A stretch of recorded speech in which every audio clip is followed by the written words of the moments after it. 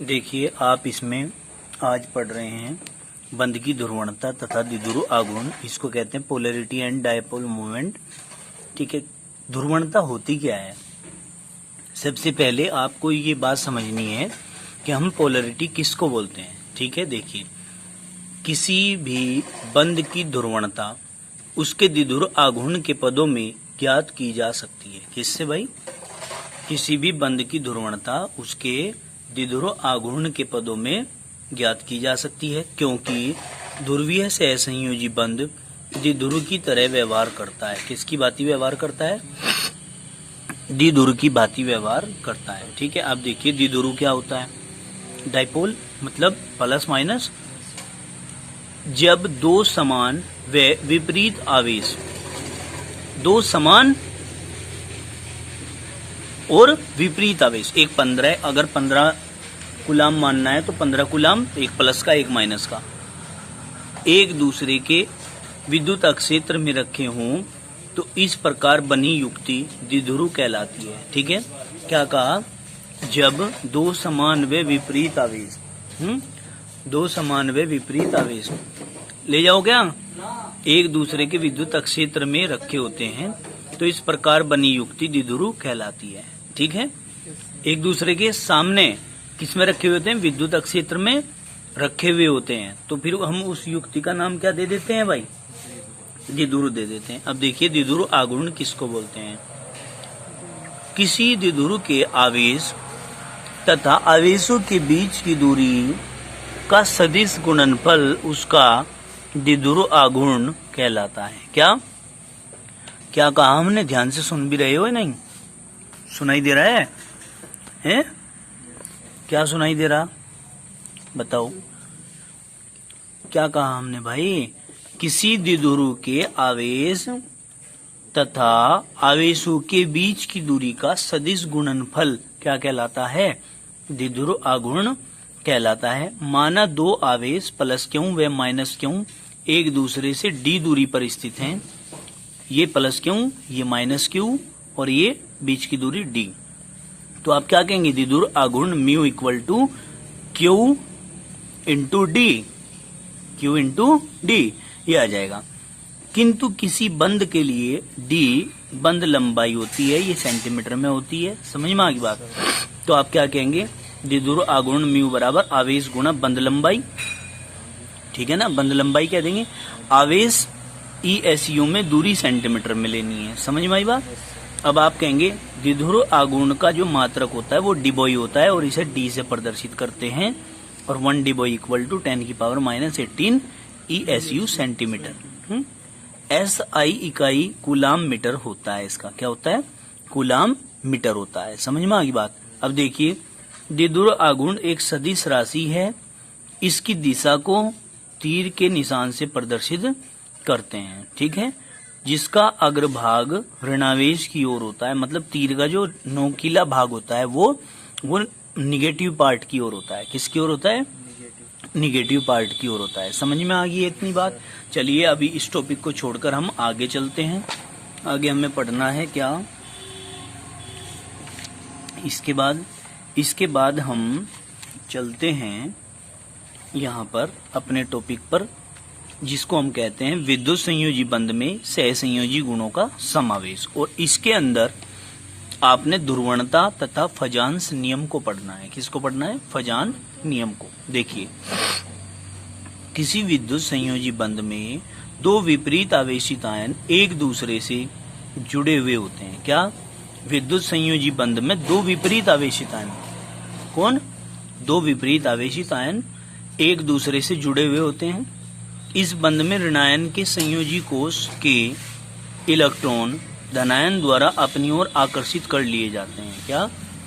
ध्यान से सुनो, इस बंद में ऋणायन के संयोजी कोश के इलेक्ट्रॉन धनायन द्वारा अपनी ओर आकर्षित कर लिए जाते हैं, जिससे ऋणायन की आकृति विकृत हो जाती है।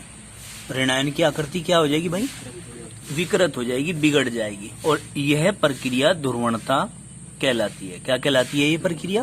ध्रुवणता कहलाती है। तथा किसी धनायन का ऋणायन को ध्रुवित करने का गुण उसकी ध्रुवण अक्षमता कहलाता है। भाई ये तो बात समझ में आ गई होगी। किसी धनायन का ऋणायन को ध्रुवित करने का जो गुण होता है वही उसकी ध्रुवण अक्षमता कहलाता है। समझ में आ गई बात, कोई दिक्कत तो नहीं है। दोबारा पढ़िए। किसी विद्युत संयोजी बंध में दो विपरीत आवेशित आयन एक दूसरे से जुड़े हुए होते हैं, ठीक है, जैसे चित्र में भी दिखाया गया है। ये दो विपरीत आवेशित आयन नहीं है, एक दूसरे से जुड़े हुए होते हैं बंध के द्वारा। इस बंध में ऋणायन के संयोजी कोष के इलेक्ट्रॉन धनायन द्वारा अपनी ओर आकर्षित कर लिए जाते हैं। जो ऋणायन के इलेक्ट्रॉन होते हैं वो धनायन क्या कर लेता है, अपनी ओर को आकर्षित कर लेता है, जिससे ऋणायन की आकृति विकृत हो जाती है। इससे क्या होता है भाई, ऋणायन की जो स्ट्रक्चर होती है वो बिगड़ जाती है, ठीक है ना। फिर हम क्या कहेंगे, यह प्रक्रिया ध्रुवणता कहलाती है। और किसी धनायन का ऋणायन को अपनी ओर या ऋणायन को ध्रुवित करने का जो गुण होता है धनायन का, इस धनायन के द्वारा इस ऋणायन को ध्रुवित करके इसकी स्ट्रक्चर को बदल देने का जो गुण होता है वही ध्रुवण अक्षमता कहलाता है। क्लियर होगी बात। अब आगे चलते हैं हम। इस प्रकार ध्रुवणता के कारण विद्युत संयोजी बंध में कुछ सहसंयोजी गुण आ जाता है।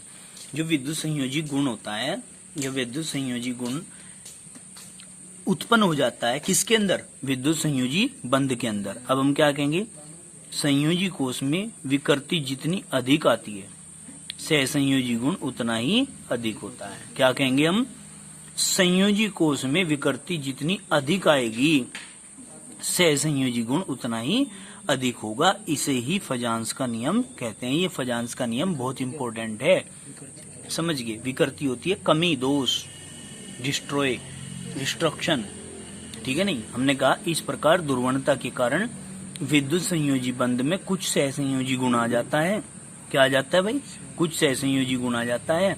संयोजी कोष में विकृति जितनी ज्यादा होगी सहसंयोजी गुण उतना ही अधिक होगा। ये बात ना भूलियो बिल्कुल भी। संयोजी कोष में विकृति जितनी अधिक होगी सहसंयोजी गुण उतना ही अधिक होगा।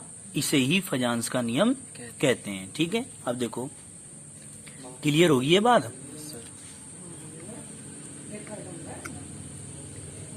बस आप इतना ही पढ़िए इसमें। फजांस के नियम के अनुप्रयोग में आपको केवल कुछ मुख्य बिंदु हैं जो ध्यान रखने हैं। फजांस के नियम के अनुप्रयोग, इसको कहते हैं applications of Fajans rule. Fajans के नियमानुसार उन यौगिकों में सहसंयोजी गुण अधिक होता है जिनमें ध्रुवणता अधिक होती है।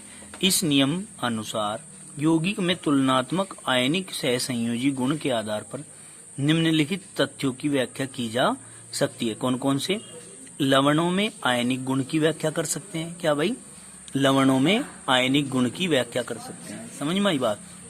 अब कैसे पता चलेगा भाई, यौगिक में सहसंयोजी गुण जितना ज्यादा होगा ध्रुवणता उतनी ही ज्यादा होगी, ठीक है नहीं। अब आगे चलिए, दूसरा पॉइंट क्या है, लवणों की जल तथा कार्बनिक विलायकों में विलेयता। भाई लवणों की जल में और कार्बनिक विलायकों में विलेयता का पता चलता है। जैसे आयनिक गुण बढ़ने के साथ लवण की जल में विलेयता बढ़ जाती है। जैसे जैसे आयनिक गुण बढ़ेगा वैसे वैसे लवण जल के अंदर घुलना प्रारंभ हो जाएगा, जबकि कार्बनिक विलायकों में घटती है। तो इसने कहा जल में विलेयता बढ़ेगी लिथियम क्लोराइड से की कम है, NaCl की फिर ज्यादा है, नहीं लिथियम क्लोराइड की ज्यादा, NaCl की उससे कम, KCl की उससे कम और RbCl की उससे कम। तो इसने कहा घटता आयनिक गुण है, तो हम कहेंगे कार्बनिक विलायकों में विलेयता घटती है। समझ में आ गई बात, कोई दिक्कत तो नहीं है। तो ये 2-4 पॉइंट हैं भाई। लवणों के गलनांकों के विषय में भी पता चलता है। किसके बारे में, लवणों के गलनांकों के विषय में। लवण का गलनांक अनुक्रमानुपाती होता है आयनिक गुण के, ठीक है ना। तो जैसे जैसे आयनिक गुण घटेगा लवण का गलनांक भी घटेगा, आयनिक गुण बढ़ेगा तो लवण का गलनांक भी बढ़ेगा, ठीक है। ये 2-4 पॉइंट है जो ज्यादा आपको ध्यान रखने हैं। अब इसके बाद हम आगे चलते हैं, लवणों का तापीय अस्थायित्व। ये एग्जाम्पल के माध्यम से समझाया हुआ है, इसको समझ लेंगे आप लोग। लवणों का तापीय अस्थायित्व कैसे करेंगे, ताप अस्थायित्व अनुक्रमानुपाती आयनिक गुण, मतलब जितना ज्यादा ताप बढ़ाएंगे उतना ही ज्यादा आयनिक गुण बढ़ेगा, जितना कम करेंगे ताप को उतना ही आयनिक गुण घट जाएगा। अर्थात अधिक सहसंयोजी गुण के कार्बोनेट लवण जल्दी अपघटित हो जाते हैं। समझ में आ गई बात।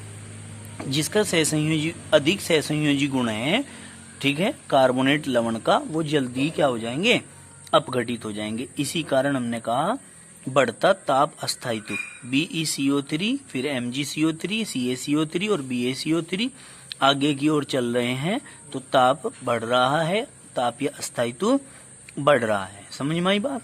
क्योंकि आगे की ओर चलने पर आयनिक गुण भी तो बढ़ रहा है। आगे समझ में क्लियर हो गया? अब सीधे सीधे आप आगे चलो नए टॉपिक पर अपने। आपका नया टॉपिक है क्या? फॉर्मल आवेश। क्या है भाई? फॉर्मल आवेश। इसको जरा ध्यान से देखो, ये इंपॉर्टेंट भी है। देखो ये तो मैंने तुम्हें टॉपिक बीच में पढ़ा दिए, ये पढ़ाते नहीं, ठीक है ना। मेन टॉपिक ये है किसी यौगिक की एक से अधिक लुईस संरचनाएं संभव होने पर अस्थायी संरचना को स्पष्ट करने के लिए फॉर्मल आवेश संकल्पना का प्रतिपादन किया गया। देखो कोई यौगिक है, उसकी एक से अधिक लुईस संरचनाएं हम बना सकते हैं या उसकी एक से अधिक लुईस संरचनाएं संभव हैं, ठीक है। उसके बाद उनमें से अधिक अस्थायी संरचना को स्पष्ट करने के लिए कि इन सभी संरचनाओं में सबसे ज्यादा अस्थायी कौन सी है, उस संरचना को, अस्थायी संरचना को स्पष्ट करने के लिए फॉर्मल आवेश संकल्पना का प्रतिपादन किया गया था। किसी परमाणु का फॉर्मल आवेश निम्न प्रकार ज्ञात किया जा सकता है। कैसे भाई?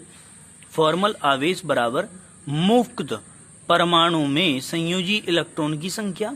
क्या भाई? फॉर्मूला है ये, मुक्त परमाणु में संयोजी इलेक्ट्रॉन की संख्या माइनस 1/2 गुणा लुईस संरचना में परमाणु से संबंधित बॉन्डिंग इलेक्ट्रॉन की संख्या माइनस लुईस संरचना में नॉन बॉन्डिंग इलेक्ट्रॉनों की संख्या।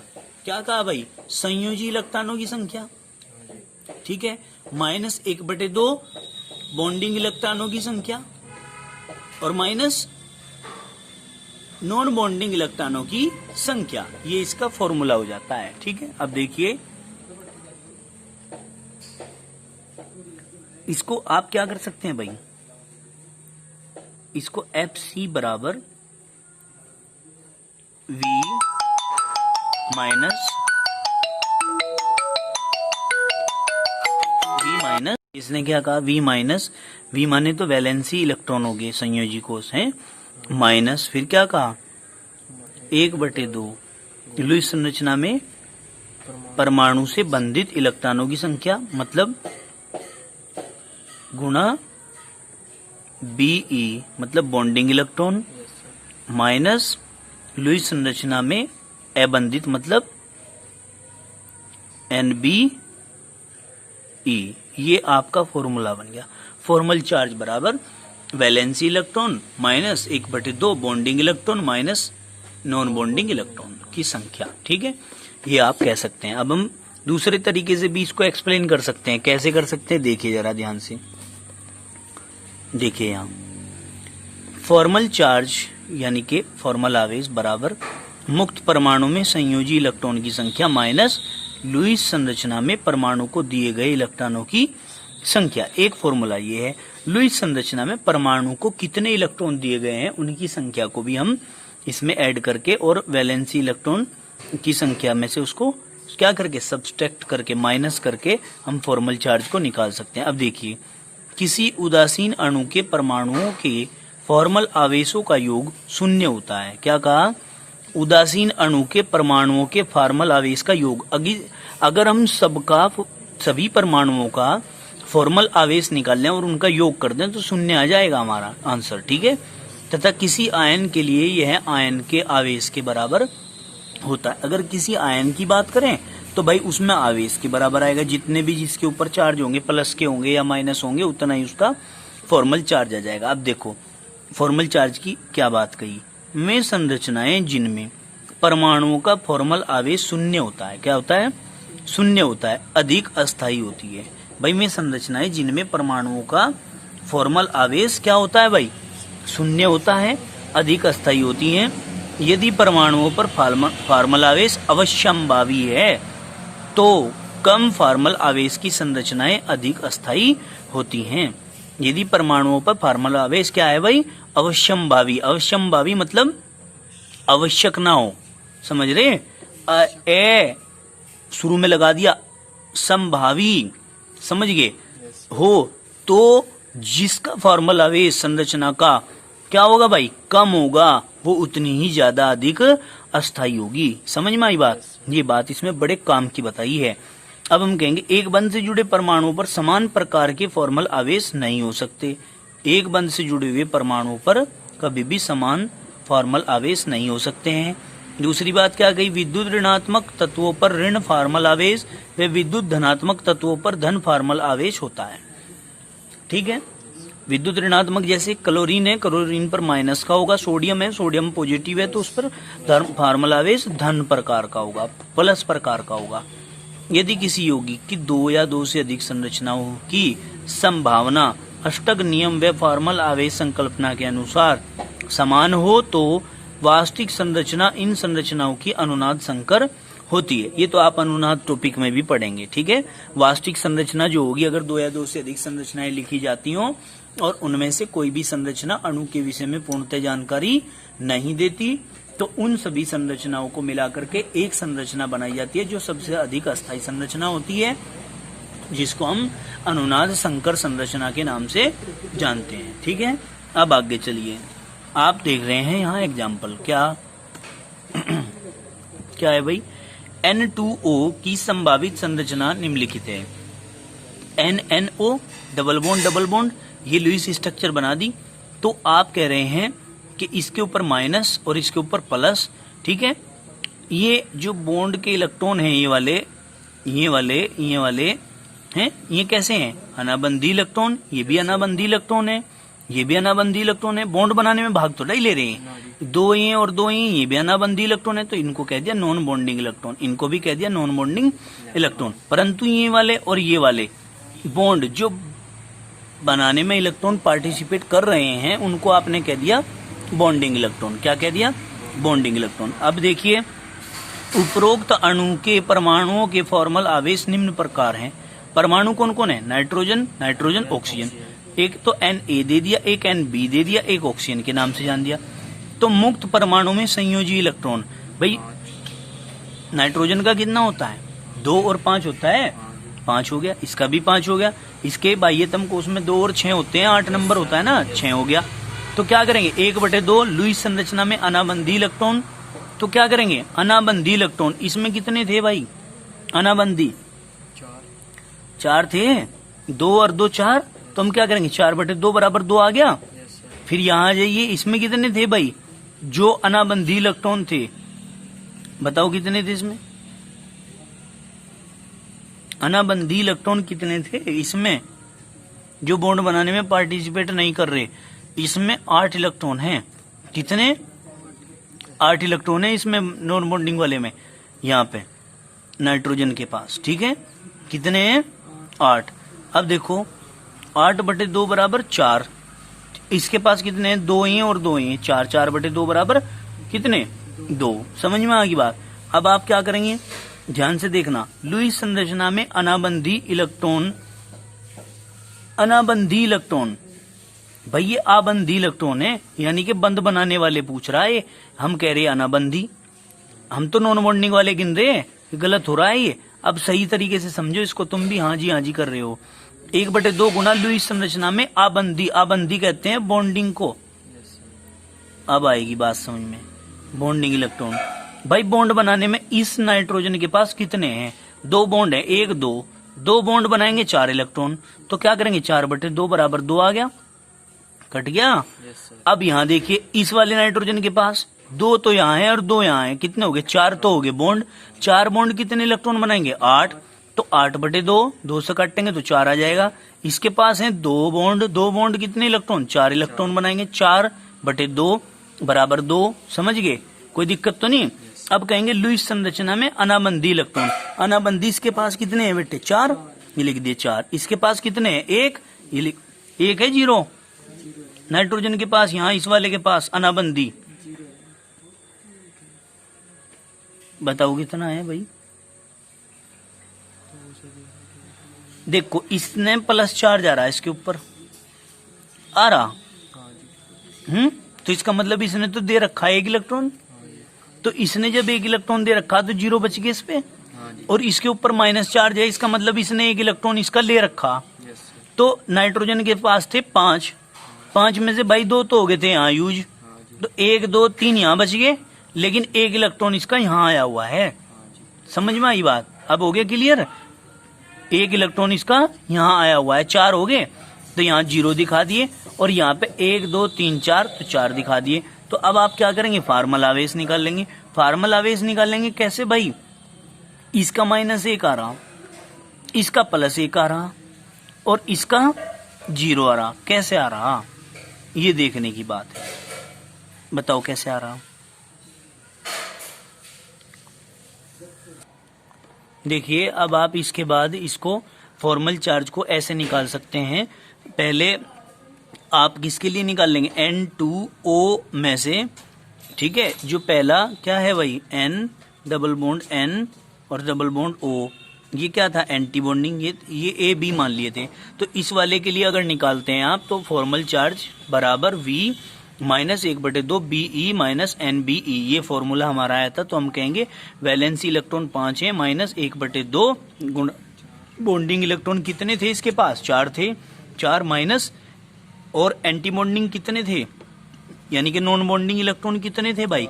वे भी 4 थे। तो हमने क्या किया? 2 से 2 को काट दिया 2 बार, 5 -2 -4 -2 और -4 -6 -6 में से 5 जाएगा -1।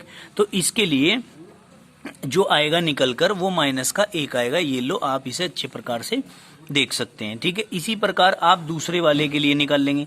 किसके लिए निकाल लेंगे? दूसरे वाले के लिए, यानी कि NB के लिए FC फॉर्मल चार्ज बराबर V -1/2 BE, ये फॉर्मूला रखेंगे 1/2 BE माइनस क्या भाई? बताओ, NBE। तो अब बस तीसरे वाले का आप खुद निकाल लेंगे ऑक्सीजन के लिए, ठीक है। अब इसके लिए 5 -1/2 गुना बॉन्डिंग इलेक्ट्रॉन कितने थे इसके पास? 2 और 2 4, 4 तो बॉन्डी थे, लेकिन इलेक्ट्रॉन कितने थे? 8 माइनस एंटी बॉन्डिंग कितने थे भाई? एंटी बॉन्डिंग 0 था, हैं? कितना था एंटी बॉन्डिंग? बताओ कितने थे देख करके फॉर्मूले में, बताओ। एंटी बॉन्डिंग 0 थे, 0। अब क्या करेंगे? 5 -2 से 4 बार 4 -0, तो बराबर कितना आएगा? 5 में से 4 जाके 1, क्या आ रहा आपका? +1 आ रहा, यहाँ -1 आया। तो ऑक्सीजन के लिए भी निकाल सकते हैं आप ऐसे ही। ऑक्सीजन के लिए ऐसे लिख लेना, ऑक्सीजन के लिए FC बराबर V और क्या -1/2 गुणा NBE। BE मतलब BE का मतलब बॉन्डिंग इलेक्ट्रॉन, और माइनस NBE, ये होता है फॉर्मूला। तो वैलेंसी इलेक्ट्रॉन ऑक्सीजन के पास कितने थे? 6, 8 तो इलेक्ट्रॉनिक विन्यास वही था, परमाणु क्रमांक किसका? तो बाह्यतम कोश में कितने आ जाएंगे? 2 और 6, तो 6 आ जाएंगे। और 1/2 गुना बॉन्डिंग इलेक्ट्रॉन कितने हैं? 4 माइनस एंटी बॉन्डिंग कितने हैं? 4। तो क्या करेंगे? 6 माइनस 2 दूनी 4, तो 2, और भाई -4, तो क्या आ गया? +6 -6 बराबर 0 आता है। देखिए यही है क्या? तो इस प्रकार से बेटे आप किसी का भी फॉर्मल चार्ज निकाल सकते हैं। कल हम आप लोगों को अपनी नेक्स्ट वीडियो में अष्टक नियम और इसके अपवाद पढ़ाएंगे। आज के लिए इतना ही काफी। धन्यवाद।